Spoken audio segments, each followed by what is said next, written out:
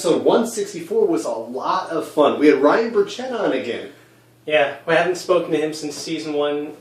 How things have changed for Mississippi River Distilling. It's crazy. It's amazing. It's outstanding. Their product is really good. So I couldn't be happier for them. But it's insane the amount of things they have now on their website and what he talks about in the show. The different, even the special stuff that they put out. It's pretty awesome. They have a smoked whiskey, which is really kind of a crazy concept. Their honey whiskey, we've both had the honey whiskey. We've actually had a lot of their stuff. And it's all great. And it's fun to get his perspective on it as a craft distiller. Because the world is very different for those guys. And it's an uphill battle for them where they're at their location to try to get it more recognized for what they can do in their building. But it's great building in LeClaire, Iowa that they do this in. But a lot of fun to talk to Ryan. As always, I've known Ryan,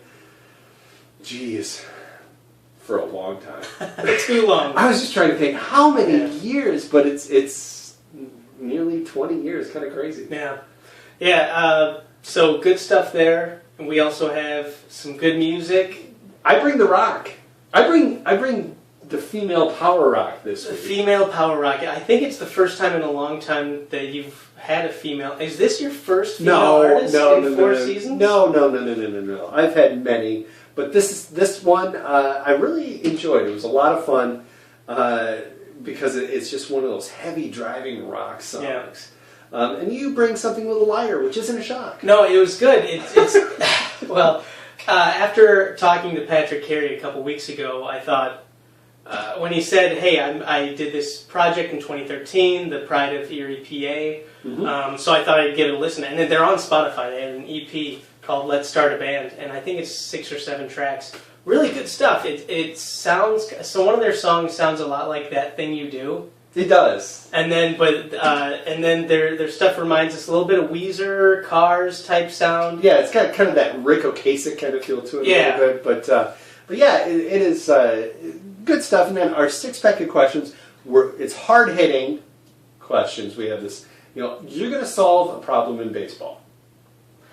Yep, and you have to say goodbye to an old friend. And why do I have the song? It's so hard to say goodbye to yesterday. John Carlson leaving the Vikings. I kind of have some unique feelings on that. Just because, I don't even know if unique's the right word, harsh feelings. You bought in at the ground floor on that one. I was and it didn't turn out. No. I mean, he did not bring the promised Super Bowl to Minnesota. I think a couple things fell apart there, not just John Carlson. What? I don't know. I know. Carlson, he's to blame. Couldn't throw the ball right. Well, I thought at first, then I thought it was Chloe was gone, so that was why. Yeah. But no. Vikings are going in a different direction. Yeah. And you are kind of solving a huge issue I've had in the NFL, and I have had in college football for a while, and that's uniforms. Mm-hmm. And then we go to the 6-pack, and you're very violent. Last call. Yeah. Last call's very violent. Are you okay?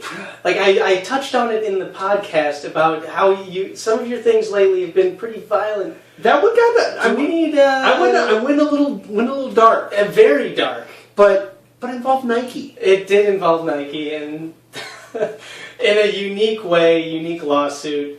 I made things a little cheerier with the Girl Scouts. You did. You brought in the cheer. Trying to turn our logo back on for us. Turn out dimmer switch. There. No, it's locked out. All right. That's what videos are for, right? This is a behind-the-scenes look. This is the third beer. Third beer. And they were good beers this week. They were terrible beers. Next week we'll have better beers. Maybe you can get some of that whiskey from Mississippi River Distilling Co. Absolutely. Great stuff. So much fun. Tune in next week.